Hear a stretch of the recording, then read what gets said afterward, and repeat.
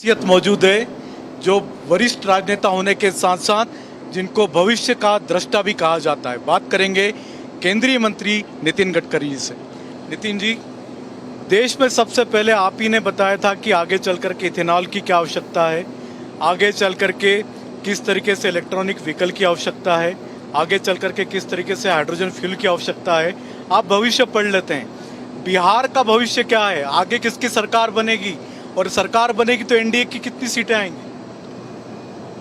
पिछले 10-15 साल से राज्य सरकार और भारत सरकार ये डबल इंजन की सरकार चल रही है बिहार में, और जो काम हमने किया है उसके परिणाम दिख रहे हैं। सब जगह अच्छे रोड बने हैं, और ये जो बिहार की जनता विकास के लिए भूखी थी उसको पहली बार विकास देखने के लिए मिला है, और वो विकास आगे और आना चाहिए।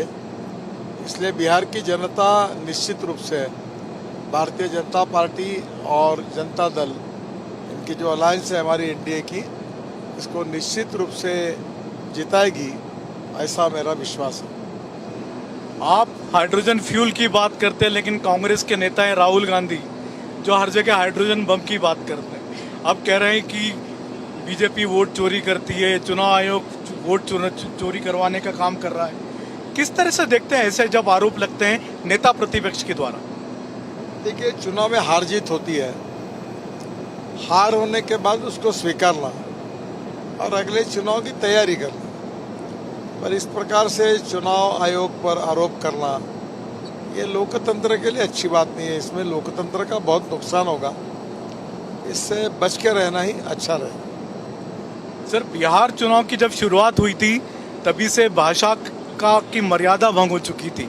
सबसे पहले प्रधानमंत्री नरेंद्र मोदी की मां के बारे में अभद्र शब्द कहे गए, बाद में प्रधानमंत्री नरेंद्र मोदी को कभी चोर कहा गया, कभी कहा गया ऑपरेशन सिंदूर में डरपोक कहा गया राहुल गांधी के द्वारा।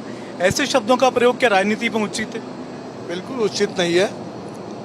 विचारों की लड़ाई होती है, और राजनीति में और लोकतंत्र में स्वाभाविक रूप से मतभेद होने के बाद में भी लड़ाई जो होती है उसका दर्जा निश्चित रूप से मेंटेन करना चाहिए। इस प्रकार की टीका बहुत दुर्भाग्यपूर्ण है और निषेधार्ह भी है। सर, बिहार की बात करें हम, अगर बिहार में जब भी विधानसभा चुनाव होते हैं, लोकसभा चुनाव होते हैं, तो कहा जाता है यहाँ पर जातियाँ वोट करती हैं। लेकिन मैंने देखा जब भी केंद्रीय मंत्री नितिन गडकरी की बात होती है तो वो कहते हैं मैं हमेशा काम के आधार पर वोट मांगता हूँ, जाति के आधार पर कभी वोट नहीं मांगता। देखिए, जात पंथ धर्म भाषा और सेक्स है, कोई बड़ा नहीं होता, कोई छोटा नहीं होता। बड़ा और छोटा उसके कार्यों से होता है। हिंदू को जिस भाव में पेट्रोल मिलता है, डीजल मिलता है, उसी भाव में मुसलमान को मिलता है। गरीबी, भूखमरी, बेरोजगारी ये हमारी समस्या है। गांव, गरीब, मजदूर, किसान का कल्याण कैसे हो, ये हमारा एजेंडा है। और इसलिए सामाजिक क्षेत्र में, शिक्षा के क्षेत्र में और आर्थिक क्षेत्र में, उद्योगों के क्षेत्र में, कृषि के क्षेत्र में हम विकास करेंगे तो गरीबी, भूखमरी, बेरोजगारी दूर होगी।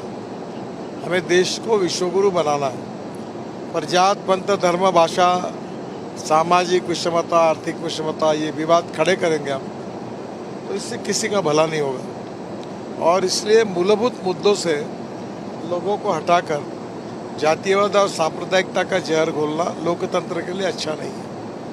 मैं कन्विक्शन में इसका विरोधी हूँ, और मैं इसलिए हर बात ये कहने की कोशिश करता हूँ कि आपका भविष्य किस विषयों के साथ जुड़ा है उसका विचार करके आप वोट करिए। सर, महागठबंधन के एक बड़े नेता हैं, मुख्यमंत्री के उम्मीदवार हैं तेजस्वी यादव, जिन्होंने घोषणा की, वादा किया है कि हर घर में नौकरी देंगे, 30-30 हज़ार महिलाओं को देने की बात कही है। आपको लगता है ये ऐसे चुनावी वायदे हैं जिनको कोई सरकार बनने पर भी पूरा कर पाएंगे? देखो, उनके पार्टी को इसके पहले जब लालू जी भी मुख्यमंत्री थे, कितने रोजगार निर्माण हुए, कितने उद्योग आए, water, power, transport, communication, infrastructure में क्या काम हुआ? कुछ हुआ ही नहीं। उसी के कारण तो इंडस्ट्री आई नहीं, तो लोगों को पलायन करना पड़ा। चुनाव में इस प्रकार की बातें लोग करते हैं, पर ये पब्लिक है, ये सब जानती है किसमें सच्चाई है, किसमें नहीं है, वो विचार करके वोट देती है। सर, आपको 11 साल हो गए केंद्रीय मंत्री बने हुए। 11 साल पहले बिहार की सड़कों की हालत क्या थी और आज की हालत, आज सभी लोग बिहार में सड़कों की तारीफ करते हैं। हाँ, तो बिहार बदल गया और इसी बात पर हम वोट मांग रहे हैं। हम जात पर नहीं मांग रहे, हम काम पर मांग रहे हैं और इसलिए निश्चित रूप से बिहार का और विकास होना चाहिए।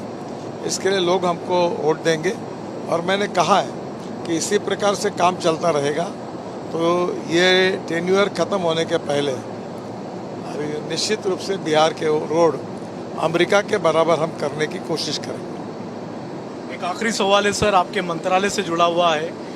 कहा जा रहा है कि देहरादून, दिल्ली देहरादून सड़क का जल्दी से जल्दी काम भी पूरा होगा। कब तक सर ये शुरू होने की उम्मीद है? और साथ ही साथ मुंबई दिल्ली एक्सप्रेस हाईवे, उसका भी इंतजार सभी को। दिल्ली से देहरादून 2 घंटे में होगा और इसी साल में नवंबर एंड के पहले काम पूरा हो जाएगा। हम प्रधानमंत्री जी का समय मांगा है और कानपुर से लखनऊ आधा घंटे में होगा, वो भी काम लगभग पूरा हुआ है और हमने रिक्वेस्ट की है कि प्रधानमंत्री की डेट मिले तो दोनों का उद्घाटन करेंगे। ये थे केंद्रीय मंत्री नितिन गडकरी, जिनका कहना है कि फिर से एक बार एनडीए की सरकार बिहार में बनने जा रही है। और जहां तक सड़कों की बात है तो सभी लोग अक्रॉस द पार्टी लाइन ये मानते हैं कि बिहार में अच्छी सड़कें बनी हैं। कैमरामैन दिनेश ठाकुर के साथ संजय शर्मा, इंडिया न्यूज़, दिल्ली।